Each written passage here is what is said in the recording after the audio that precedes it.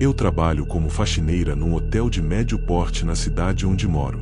Nada muito chique, mas também não é dos piores. 4 andares, corredores compridos e um monte de hóspedes diferentes todos os dias. Já vi de tudo por aqui, casais brigando, gente surtando, bêbado vomitando no hall, mas nada me preparou para o que aconteceu naquela semana. Nada. Meu turno sempre começa às 14 horas e vai até às 22 horas. Gosto de pegar esse horário porque tem mais movimento e, sinceramente, a companhia dos outros funcionários faz tudo parecer menos pesado. Mas tem um detalhe, eu sou a única que ainda aceita limpar o quarto 409. Ele fica no fim do último corredor do 4º andar. Desde que entrei, há quase 2 anos, ouço histórias esquisitas sobre aquele quarto. Teve uma funcionária que pediu demissão depois de limpar ele 2 vezes. Outra passou mal no meio do turno e foi levada para o hospital. Sempre que perguntei, ninguém quis contar direito o que aconteceu. Só diziam, evita o 409. Mas como eu nunca tive problema nenhum lá, sempre achei que era exagero. Superstição. Até a semana passada. Tudo começou numa terça-feira. Entrei no quarto como sempre, empurrando o carrinho com os produtos de limpeza. O hóspede tinha acabado de sair, segundo o sistema. Era um homem que ficou 2 noites. Quando abri a porta, senti um cheiro esquisito. Não era podre, mas também não era bom. Era um cheiro de coisa antiga, como se tivesse algo apodrecendo atrás das paredes, sabe? Ignorei. Comecei o serviço de sempre, recolher o lixo, trocar os lençóis, limpar o banheiro. Mas, conforme ia limpando, comecei a notar umas coisas erradas. A primeira foi o espelho.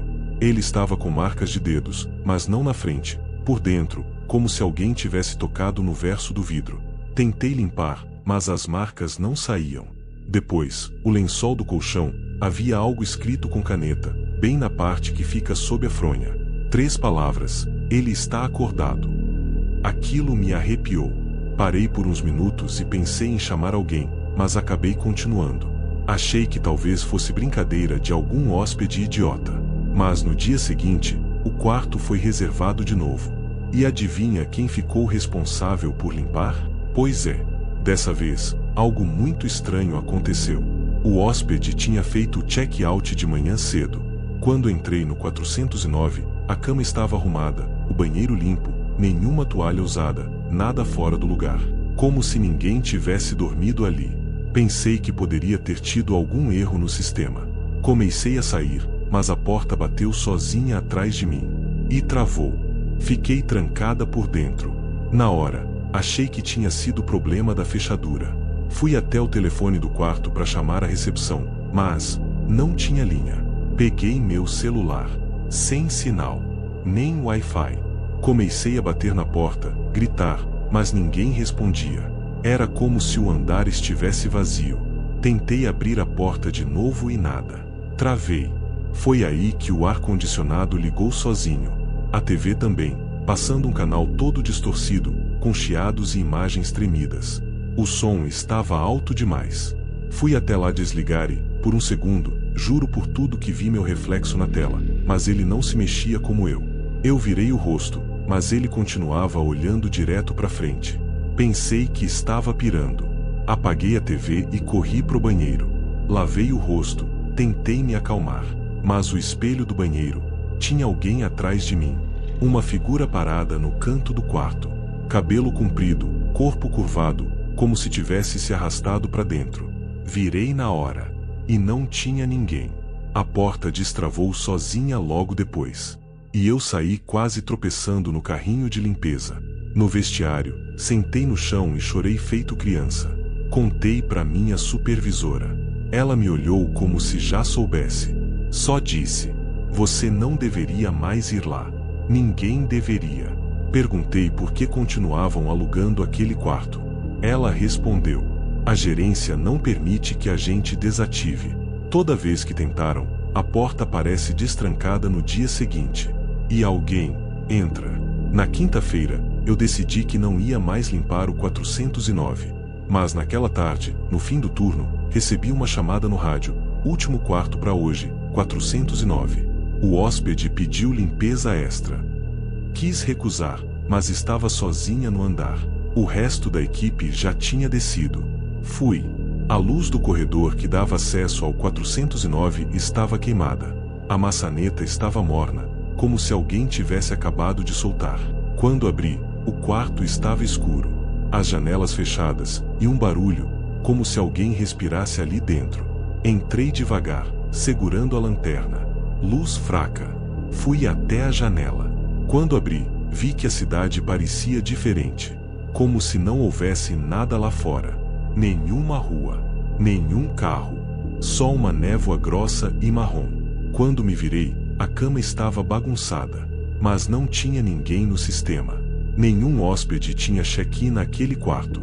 Comecei a recuar, mas escutei o barulho da porta se fechando de novo atrás de mim. E alguém sussurrou, dentro do quarto.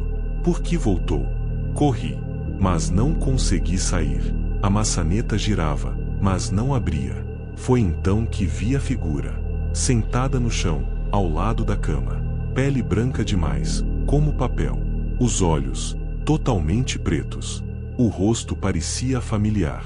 Olhei de novo, tentando entender, e aí me dei conta. Era eu. Uma versão minha, mais pálida, o olhar vazio, e o corpo levemente curvado, como se tivesse sido quebrado por dentro. Ela sorria. E sussurrava o tempo todo. Fica aqui comigo. Só mais um pouco. Não lembro como saí. Só sei que acordei na enfermaria do hotel, com gente me abanando e perguntando se eu estava bem. Dizem que me encontraram caída no corredor do quarto andar, desacordada. Mas eu lembro de ter estado lá dentro. De ter visto eu mesma tentando me puxar de volta. Desde aquele dia, fui afastada. Comecei a ter pesadelos. Sempre com o mesmo quarto, com aquela porta se abrindo sozinha, com a minha voz sussurrando coisas que eu não consigo entender. E às vezes, quando passo perto do hotel, porque nunca mais voltei lá, eu vejo a luz do quarto 409 acesa. Mesmo quando o andar está fechado. E eu juro por Deus, tem alguém parado na janela, me observando.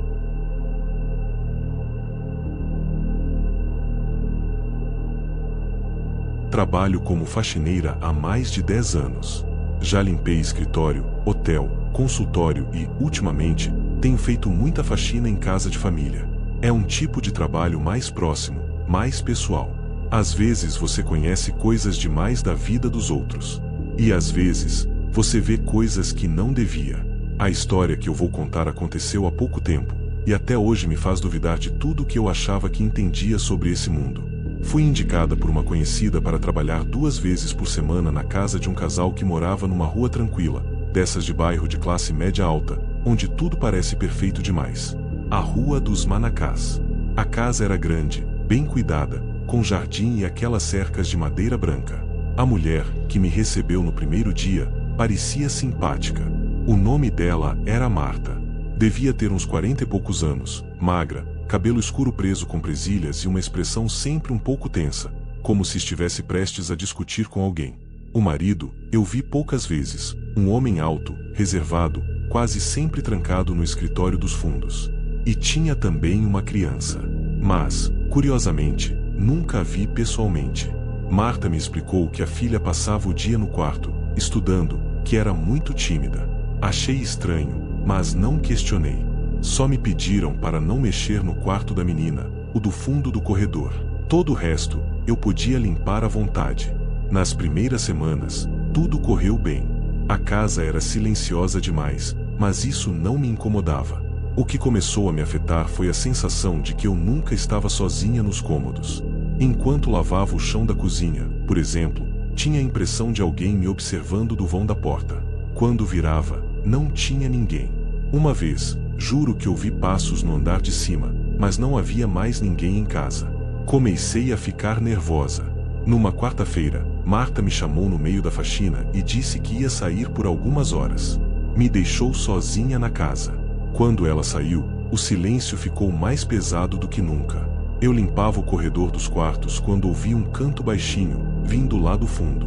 Era uma voz de criança, entoando uma melodia que eu não conhecia. Sabe quando você escuta algo e, mesmo sem saber porquê, sente que tem algo errado? Foi essa a sensação. O canto era lento, sem emoção, repetido, como se a criança estivesse presa naquele loop há horas. Me aproximei devagar do quarto da menina. A porta estava fechada, mas havia uma fresta. Quando olhei, não consegui ver a garota. O quarto estava quase todo escuro, com a cortina fechada, mas dava para ver a cama arrumada e uma boneca sentada na beira do colchão. Uma boneca antiga, daquelas de porcelana, com vestido branco e olhos azuis que pareciam olhar direto para você. O canto parou. E então, num sussurro fraco, eu ouvi: "Você viu?" Dei um pulo para trás. Fechei a porta com força, o coração disparado. Corri para a sala, me sentei e tentei entender o que tinha acabado de acontecer. Eu podia ter imaginado. Estava sozinha, o ambiente era estranho. Fiquei repetindo isso para mim mesma, tentando me convencer. Quando Marta voltou, eu não falei nada. Só fui embora mais cedo, dizendo que não estava me sentindo bem. Na semana seguinte, voltei com a firme intenção de terminar logo o trabalho e ir embora sem prestar atenção em nada. Mas a casa parecia diferente. Mais fria, mais escura, mais abafada. As janelas, todas fechadas. E a sensação de estar sendo observada estava ainda mais forte. Enquanto limpava o corredor de novo, vi que a porta do quarto da menina estava entreaberta. E do chão, escorria algo, uma água escura, como se fosse sujeira misturada com tinta. Me aproximei e, pela fresta, vi a boneca. Só que dessa vez, ela estava no chão, deitada de lado, virada para a porta. E os olhos dela, que antes eram azuis, estavam completamente pretos. A menina, que eu nunca tinha visto, estava sentada no canto do quarto, pálida, de cabeça baixa. Os cabelos escondiam o rosto.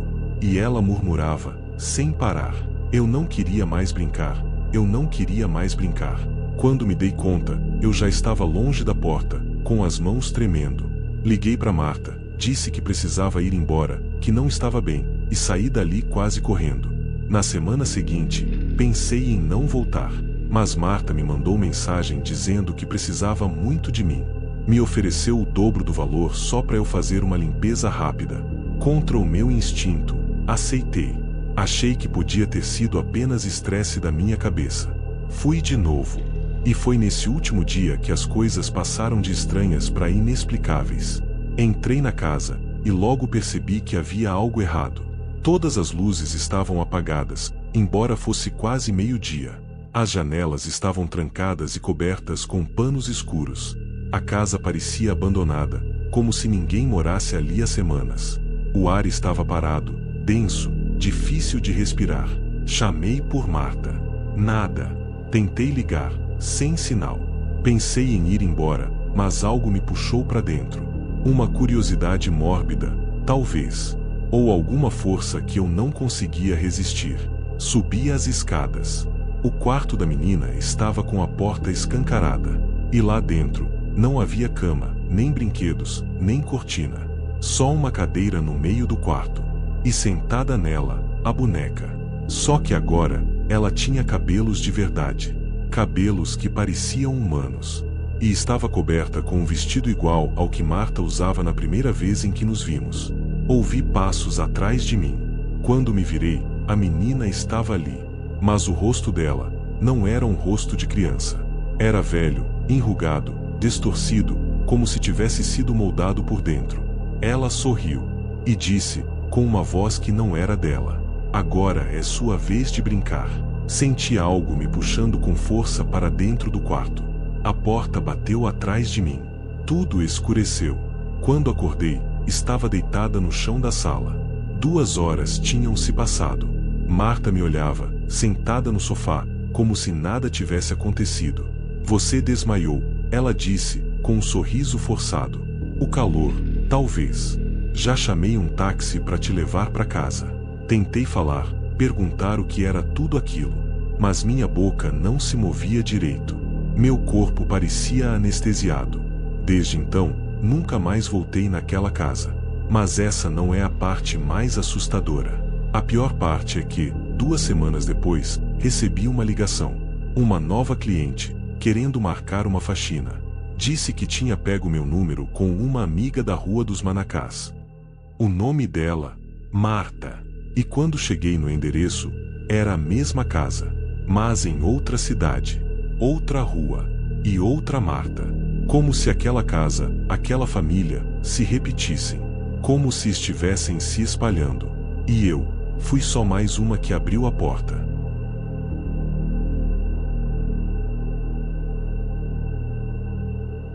Não sei ao certo quando começou. Talvez tenha sido num dia qualquer, desses que a gente tira para dar uma geral na casa, reorganizar as coisas, jogar tralha fora. Um sábado qualquer, desses em que o sol entra pelas janelas, e você decide que vai colocar tudo em ordem. Era isso que eu estava fazendo. Acordei cedo, tomei um café forte, coloquei uma playlist antiga para tocar e fui direto para os fundos. Meu apartamento não é grande, mas o quartinho onde guardo ferramentas, coisas de pintura, caixa de Natal, tava uma bagunça faz tempo. Resolvi começar por ali. Fui tirando tudo, colocando no corredor, caixas, sacolas, um ventilador quebrado, pedaços de madeira, um monte de coisa que fui acumulando sem perceber. Enquanto organizava, percebi que uma das caixas, uma de papelão comum, sem nada escrito, estava fechada com fita larga. Daquelas marrons, de empacotar mudança. Achei estranho, porque eu costumo escrever o que tem dentro, para não esquecer, e aquela ali, eu não lembrava. Peguei a caixa.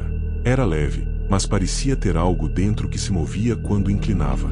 Fui abrindo devagar, achando que ia encontrar enfeite velho, fio elétrico, alguma coisa boba. Mas o que tinha dentro me travou o corpo por um instante. Era uma camisa masculina, dobrada. Uma camisa social, azul clara, dessas de tecido bom. E por cima dela, tinha uma aliança, prateada, com uma inscrição por dentro que eu não consegui ler de imediato, de tão tremida que minha mão ficou. O detalhe é, aquela camisa não era minha. E mais importante ainda, eu moro sozinho. Sempre morei. Engoli seco.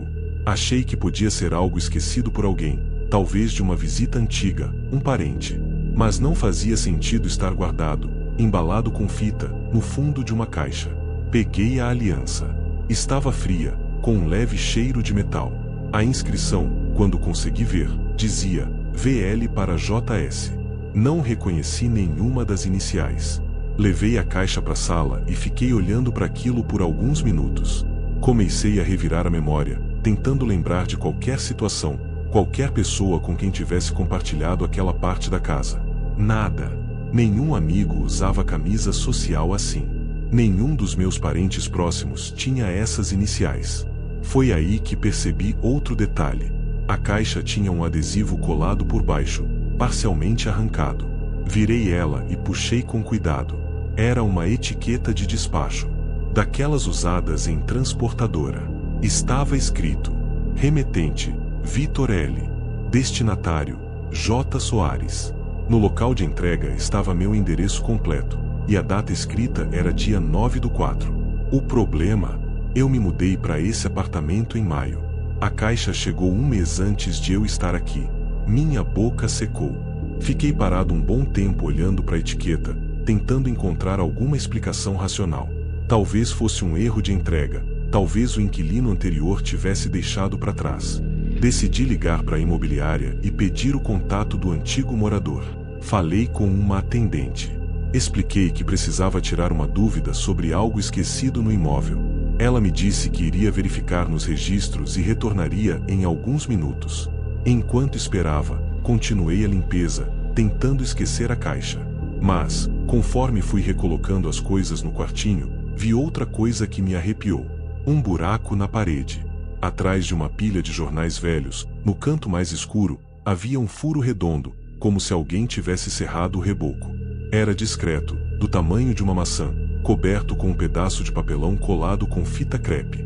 Quando tirei o papelão, senti um cheiro leve, quase imperceptível. Perfume barato. Aquele cheiro doce e enjoativo que gruda no nariz. Me abaixei e olhei dentro. O buraco dava para dentro da parede, entre o quartinho e o banheiro. Uma espécie de vão, estreito, escuro. Não dava para ver muito, só um pedaço de tijolo e poeira acumulada. Voltei a tapar o buraco. Mas algo dentro de mim já não estava certo. Minutos depois, a atendente da imobiliária retornou. Disse, com uma voz confusa: Senhor, não há registro de nenhum inquilino com esse nome aqui. Na verdade, Antes do senhor, o imóvel ficou fechado por quase um ano. O último morador oficial foi um senhor de idade, falecido no hospital. Não havia ninguém com as iniciais VL ou JS nos registros recentes. Agradeci, desliguei e fiquei ali, parado. O ar pareceu pesar na sala. Voltei à caixa. Peguei a camisa e então reparei que havia manchas na gola. Pequenas, escuras, endurecidas. Sangue seco? O que estava acontecendo ali? Aquilo não era uma caixa esquecida. Aquilo foi guardado com intenção. Escondido. E por alguma razão, acabou ficando ali. Só que, por que no meu apartamento? Naquela noite, dormi mal. Acordava a cada barulho. Comecei a achar que tinha alguém passando pelo corredor. Pisadas leves. Uma cadeira rangendo. Coisas pequenas. Coisas que a gente ignora, até que se acumulam. Nos dias seguintes, as coisas ficaram piores. A luz da lavanderia começou a queimar. Troquei a lâmpada. Queimou de novo no dia seguinte. E na terceira noite, ouvi um estalido seco, vindo do quartinho. Fui olhar. Tudo apagado. Mas o buraco na parede estava aberto. O papelão no chão. Como se alguém tivesse olhado por dentro, de volta. A caixa sumiu. Revirei tudo. O quarto, a sala, o lixo. Nada. Na manhã seguinte, encontrei a camisa dobrada dentro da minha cama, entre os lençóis. A aliança no meu travesseiro. Comecei a pensar que estava enlouquecendo, que tinha guardado aquilo de novo sem lembrar. Mas não fazia sentido. Meu corpo doía. Eu estava esgotado. O apartamento tinha um peso agora. Um silêncio espesso. Decidi que precisava sair dali. Na última noite, enquanto colocava minhas roupas nas malas, ouvi um som vindo do banheiro. A torneira pingando. Fui fechar, e no espelho, escrito com alguma substância escura, uma única frase: "Você não devia ter mexido." Saí na hora. Não esperei amanhecer. Dormi no carro. Nunca mais voltei. Hoje moro em outro lugar. Mais simples. Mais claro. Mais leve. Mas até hoje, às vezes, quando estou sozinho, sinto o cheiro daquele perfume barato. Como se alguém estivesse muito perto de mim, quieto, esperando. E essa semana, na caixa de correio, encontrei um envelope. Sem remetente. Dentro, uma nova aliança. Com outra inscrição. JS para você.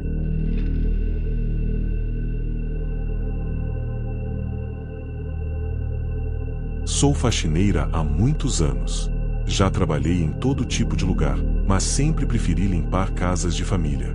É mais tranquilo, mais íntimo.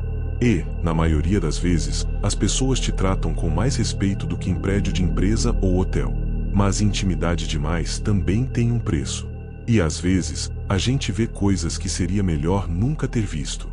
Essa história aconteceu quando fui chamada para fazer uma limpeza quinzenal numa casa no bairro Jardim Primavera. Um lugar bonito, calmo, com casas grandes e ruas cheias de árvores. A dona da casa, uma mulher de uns 50 anos, me recebeu com educação, mas era do tipo fria, distante. Rosto sempre sério, tom de voz calculado. O nome dela era Áurea.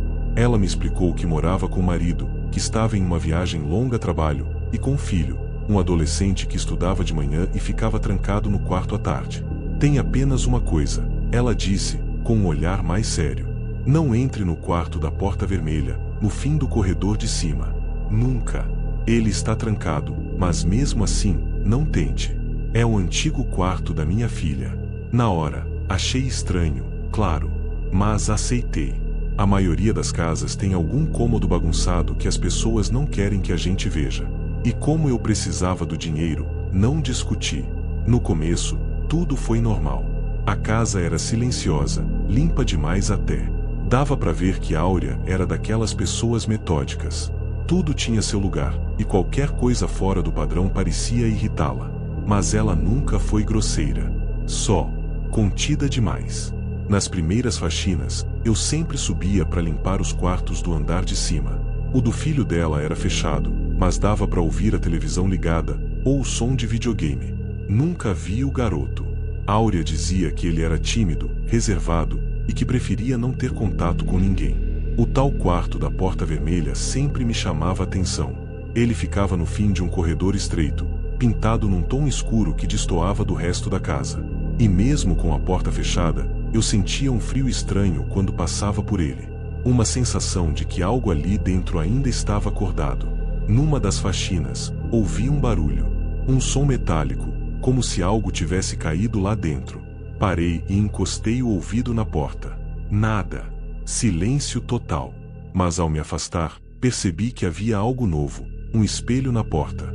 Não estava lá antes. Um espelho oval, antigo, manchado, fixado bem no centro da madeira vermelha. Achei que talvez estivesse distraída das vezes anteriores. Continuei meu trabalho. Só que na faxina seguinte, o espelho estava diferente. Ele refletia o corredor de um jeito errado. Era como se a imagem estivesse um segundo atrasada, como um vídeo com delay. Quando eu passava e dava uma olhada de canto, meu reflexo parecia me encarar um pouco depois. E tinha algo estranho no rosto. Um sorriso que eu não estava fazendo. No dia seguinte, sonhei com esse espelho. Nele, eu via uma menina, devia ter uns 12 anos, trancada no quarto, batendo nas paredes, desesperada. E atrás dela, no reflexo, alguém muito mais velho, com a mesma roupa, o mesmo cabelo. Só que o rosto era meu. Acordei suando. Quase desisti de voltar. Mas o dinheiro era bom. E Áurea me pagava adiantado. Na faxina seguinte, enquanto limpava o banheiro, notei que o corredor estava cheio de água, escorrendo da direção do quarto vermelho.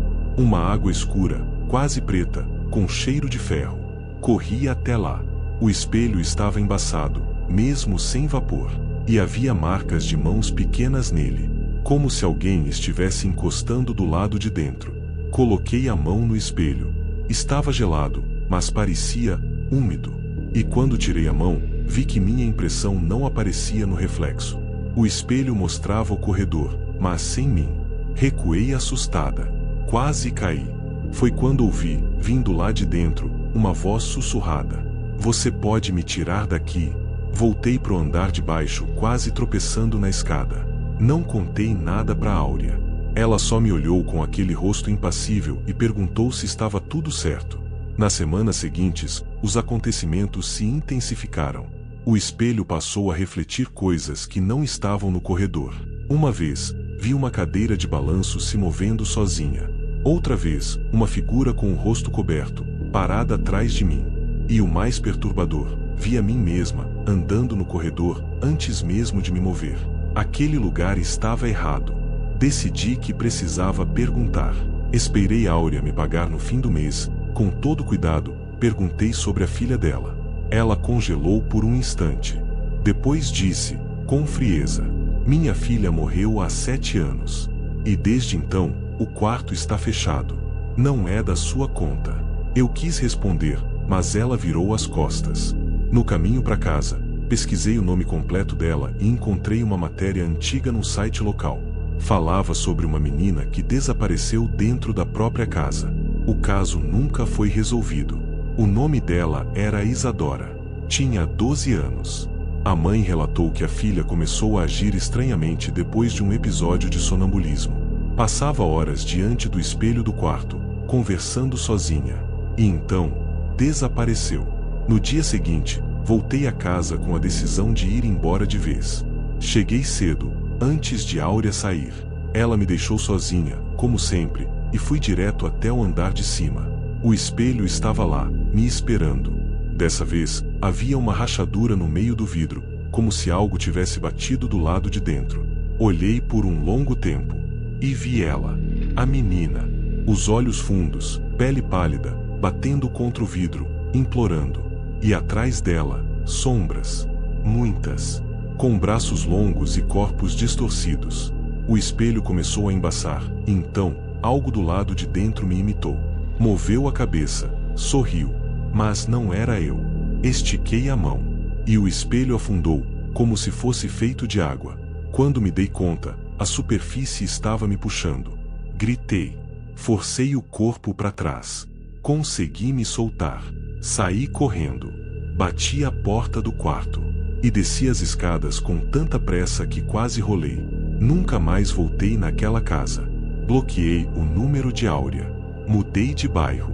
Mas até hoje, às vezes, vejo reflexos nos espelhos que não me pertencem. Movimentos que não faço. Expressões que não reconheço. E uma vez, um vidro do armário da cozinha trincou sozinho, bem no centro. E por um instante, juro que ouvi: agora é você quem está presa aqui.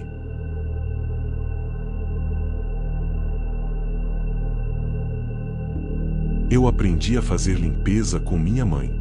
Ela sempre dizia que faxina boa não é aquela que só tira a sujeira que se vê, é aquela que alcança onde a sujeira finge que não existe. E isso serve para muita coisa, não só para poeira. Talvez por isso eu tenha percebido tão cedo que aquela casa tinha alguma coisa errada. Era uma casa comum, até bonita, 2 andares, quintal nos fundos, garagem pequena. Nada de grades nas janelas ou muros altos. Um casal morava ali, ou pelo menos foi isso que disseram na primeira visita.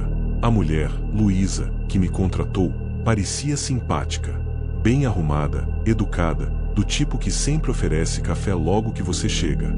Falava de forma calma, como quem quer te passar confiança. Já o marido, Fernando, eu vi só uma vez. Estava saindo de carro quando cheguei. Acenou de leve, sem sorriso. Tinha os olhos fundos, um jeito acelerado, meio inquieto. Fui chamada para faxinar lá toda segunda, das 8 horas às 14 horas. O valor era bom, pagamento sempre no dia. E a casa, apesar de grande, não era muito suja. Tinha móveis antigos, tapetes grossos, muitos quadros nas paredes, a maioria sem rosto, como se fossem paisagens incompletas. Logo nas primeiras semanas, notei um padrão estranho. Nada demais, à primeira vista, mas depois de um tempo, aquilo começou a me incomodar. Toda segunda, quando eu chegava, os relógios da casa estavam atrasados. Todos, sem exceção, marcavam 4h20. Pontualmente. Da cozinha ao banheiro do andar de cima. Eu ajustava, claro. Mas na semana seguinte, lá estavam eles de novo, 4h20 da manhã. Mencionei isso para Luísa, tentando levar no tom de brincadeira. Seu marido dorme mexendo nos relógios? Ela travou por um segundo. Depois sorriu, forçado. Ah, deve ser algum defeito elétrico. A gente ainda precisa trocar esses velhos. Mas não trocavam. Outra coisa estranha era a cozinha. Sempre parecia limpa demais. Pia seca, sem uma louça, sem farelo, sem cheiro de comida. Mas a geladeira, vazia. Completamente. Nem água. E o forno, trancado com fita adesiva cruzando a porta. Comecei a reparar melhor e percebi que nunca havia lixo orgânico na lixeira. Só papel, plástico, coisas de limpeza. Nenhum resíduo de comida. Como se ninguém comesse naquela casa. Um dia, notei uma caixa de pizza no reciclável. Peguei para jogar fora e vi que estava completamente vazia, mas com manchas por dentro. Era como se alguém tivesse comido tudo com as mãos. Sem pratos. Sem talheres. Até aí, dava para engolir. Mas teve uma manhã que me fez repensar tudo. Estava aspirando o sofá da sala quando vi algo preso entre as almofadas. Era um pedaço de papel, dobrado muitas vezes. Quando abri, vi uma lista escrita à mão. Em letras pequenas, bem pressionadas, como se quem escreveu estivesse com raiva. Ou medo. Estava assim. 1. Não comer depois das 23 horas. 2. Se ouvir arranhar, finja que não é com você. 3. A televisão não está quebrada. 4. As fotos não são decorativas. 5. Nunca apague os riscos da despensa. 6. O espelho do banheiro de cima mostra o que vem antes. No final da folha, havia uma frase. Ela sabe quando você percebe. Me arrepiei inteira. Na hora, devolvi o papel pro sofá. Fiquei o resto do dia em silêncio, limpando no automático, tentando achar uma explicação. Podia ser brincadeira de criança, mas o casal não tinha filhos. Pelo menos nunca mencionaram. Na semana seguinte, comecei a prestar mais atenção nos detalhes da casa. A televisão, por exemplo, ligava sozinha quando eu passava pano na estante. Sempre no mesmo canal, estática, chiado. Uma vez, me aproximei e juro que vi algo passando rápido na tela, como uma imagem refletida. alguém parado atrás de mim. Quando virei, não tinha ninguém. A despensa, essa sim, foi o que me assustou de verdade. Era um cômodo pequeno, do lado da cozinha, com prateleiras vazias e chão de cimento. A primeira vez que entrei, notei uns símbolos riscados com carvão no chão. Coisas que pareciam desenhos de olhos, garras, rostos sorrindo. Tentei esfregar com água sanitária. Não saíram. Fingi que não vi. Mas na faxina seguinte, estavam diferentes. Como se tivessem crescido. E no centro da parede, bem na altura dos meus olhos, havia algo escrito em letras tremidas. Você já respira por 2. Entrei em pânico. Na hora, peguei minhas coisas e desci para falar com Luísa. Ela não estava. Só a porta da frente aberta, como se tivesse saído para caminhar. Tentei ligar. Sem resposta. Esperei meia hora. Nada. Antes de ir embora, fui guardar o balde no banheiro de cima. Quando entrei, o espelho do armário estava embaçado, mesmo sem ninguém ter tomado banho. Escrevi com o dedo: "O que você quer?" A resposta apareceu segundos depois. Devagar, como se uma mão de dentro escrevesse de volta. Ficar onde estava. Saí correndo daquela casa. Não voltei na semana seguinte, nem nas outras. Luísa não mandou mensagem. Nenhuma cobrança. Silêncio total. Até que, um mês depois, uma nova cliente me chamou para uma faxina. Quando cheguei no endereço, era a mesma casa, mas com outro nome. Outra pessoa. Um senhor Mauro, segundo a plataforma. Um homem simpático, risonho, que me recebeu como se nunca tivesse me visto antes. Só que lá dentro, tudo estava igual. Os mesmos móveis. Os mesmos quadros sem rosto. O mesmo forno selado com fita. E na parede da despensa, os riscos estavam lá. Só que dessa vez, tinham palavras novas, escritas com letra fina, como se fossem para mim. Você devia ter voltado. Saí e nunca mais aceitei trabalho sem ver o endereço antes. Hoje, tem dias que ouço arranhados atrás do meu armário. Luzes que piscam às 4h20 da manhã. E uma vez, depois de limpar minha própria cozinha, encontrei um bilhete no lixo, com a mesma letra da lista que achei naquele sofá. Só dizia: agora é na sua casa.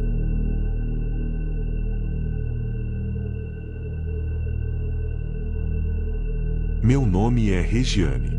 Tenho 52 anos e trabalho como faxineira desde os 18. Conheço a rotina das casas melhor que muitos donos. Aprendi, com o tempo, que a sujeira nunca é só sujeira. Poeira parada, mofo nos cantos, roupa largada, tudo conta uma história. Tem casa que grita socorro, mesmo com os tapetes aspirados.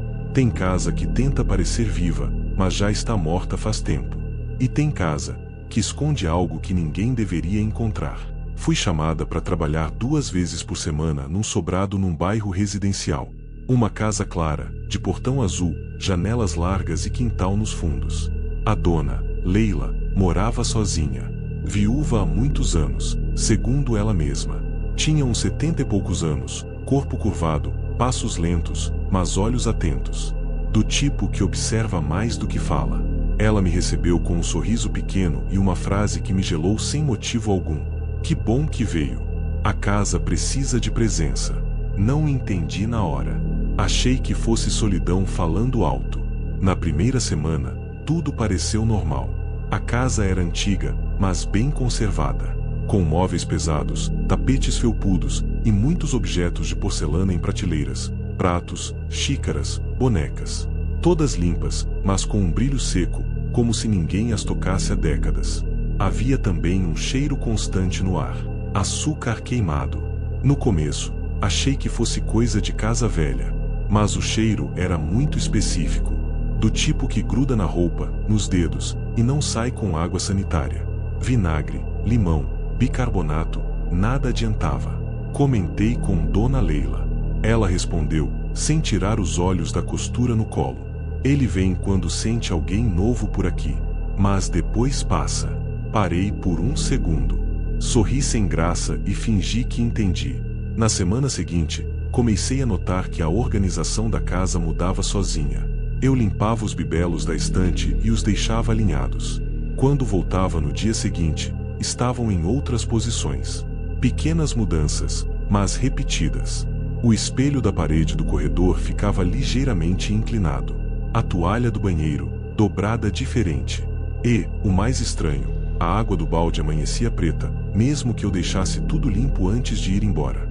Um dia, Dona Leila me chamou na sala e perguntou: "Tem conseguido dormir bem depois que começou aqui?" Achei a pergunta fora de lugar. "Sim, por quê?" Ela demorou um pouco para responder. Depois disse: "Só não se deixe levar, minha filha. O que essa casa quer é presença, mas também memória." Não respondi nada, mas naquela noite tive um sonho. A casa parecia exatamente como era, só que no escuro. Um breu completo, com exceção de uma chama acesa na cozinha, e alguém sentado à mesa, de costas. Cabelos longos, desgrenhados. A pele da nuca parecia queimada. Acordei com um cheiro forte de açúcar derretido no quarto. Na faxina seguinte, decidi limpar o sótão, que ficava acima da lavanderia. Era um espaço pequeno, com a escada retrátil e acesso difícil. Leila nunca falou dele, mas como não disse para não mexer, achei que podia. Subi. O cheiro lá em cima era quase insuportável. Doce, mas azedo. Tinha caixas velhas, fotos em preto e branco, potes de vidro com coisas dentro que não consegui identificar. Mas o que me paralisou foi uma cadeira de rodas queimada, no canto, com as rodas retorcidas. E, ao lado, um vestido infantil pendurado num cabide, completamente intacto. Branco, bordado, limpo. E uma parede coberta de riscos. Marcas feitas com unhas, mãos pequenas. Como se alguém tivesse tentado sair dali por muito tempo. Um detalhe me chamou a atenção. Havia palavras rabiscadas com força no reboco. "Ela mente." Desci tremendo. Não contei nada para Leila. Mas naquela noite, sonhei com a cadeira girando sozinha. E com uma criança me olhando do fundo da escada do sótão. Ela sorria, mas sem dentes. Nas semanas seguintes, a casa começou a reagir. As bonecas da estante começaram a virar o rosto sozinhas, sempre em direção à porta. Um espelho começou a embaçar mesmo em dias secos. E toda sexta-feira, às 15 horas em ponto, o cheiro de açúcar queimado invadia cada cômodo, como se estivesse sendo preparado no momento. Um dia, Leila me chamou de novo. Disse que precisava me mostrar algo. Me levou até um quartinho nos fundos da cozinha que eu nunca tinha visto. Dentro, havia um fogão antigo, com uma panela de ferro tampada. "Ela gosta de doces", disse, sem emoção. "Sempre gostou." Fiquei ali, parada, sem saber o que dizer. E então ouvi um chiado, como algo fervendo, e um som abafado de criança rindo, bem perto do meu ouvido. Leila colocou a mão no meu ombro. "Não deixa ela te ver com medo. É isso que ela quer." Saí dali e não voltei mais. Tentei seguir a vida, pegar outros serviços. Mas o cheiro começou a me seguir. Cheiro de açúcar queimado. Nos meus panos de prato. Nos meus lençóis. No banco do ônibus. E, pior, no travesseiro. E às vezes, no espelho do banheiro, quando o vapor sobe, aparece a marca de uma mão. Pequena. Com os dedos derretidos. Semana passada, acordei com arranhões no pescoço. E uma palavra escrita no vidro da janela da sala, com algo pegajoso e doce.